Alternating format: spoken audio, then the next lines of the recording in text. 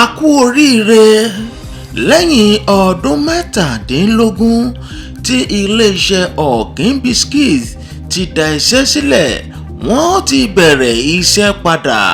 Iléeṣẹ́ Okin Biscuits tó fi ìdí kalẹ̀ sílùú Offa ní ìpínlẹ̀ Kwara ni ó ti bẹ̀rẹ̀ iṣẹ́ padà lẹ́yìn ọdún mẹ́tàdínlógún tí iléeṣẹ́ náà ti dá iṣẹ́ kalẹ̀. Iléeṣẹ́ náà ló kéde ìròyìn náà lórí àwọn ojú ewé rẹ̀ lórí ìkànnì ayélujára. Iléeṣẹ́ náà sọ wípé wọ́n ti ń ṣe àtúnṣe àti bẹ̀rẹ̀ iṣẹ́ lóní pẹrẹwu. Gẹ́gẹ́ bí ìkéde náà ṣe sọ, àwọn ohun èlò pàtàkì kan nínú àwọn ẹ̀rọ èyí tí iléeṣẹ́ náà fi ń ṣiṣẹ́ òun ni àwọn oníjìbìtì olè ni wọ́n ti kó lọ. Èyí ni ó fà á tí wọ́n fi dá iṣẹ́ sílẹ̀ níbì kan bíi ọdún mẹ́tàdínlógún sẹ́yìn.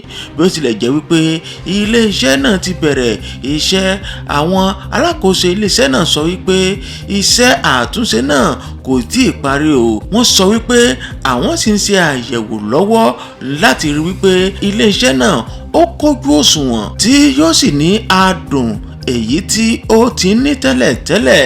Wọ́n wá fi ń rọ gbogbo ẹ̀yin oníbàárà iléeṣẹ́ náà látẹ̀yìnwá wípé iléeṣẹ́ Okin Biscuits yóò mọ̀ tẹ̀síwájú iṣẹ́ láìpẹ́ yìí. Bí ọ̀pọ̀ ènìyàn ṣe ń retí láti rí bí Okin Biscuits yóò ṣe máa padà wá sí ọjà ní orílẹ̀-èdè Nàìjíríà ní kíkún lẹ́yìn ọdún mẹ́tàdínlógún, ó ní àwọn èèyàn ti ń sọ̀rọ̀ wípé ǹjẹ́ ṣé adùn èyí tí Okin Biscuits tí ó ní tẹ́lẹ̀tẹ́lẹ̀ yóò tún ní tàbí yóò dín sẹ́yìn.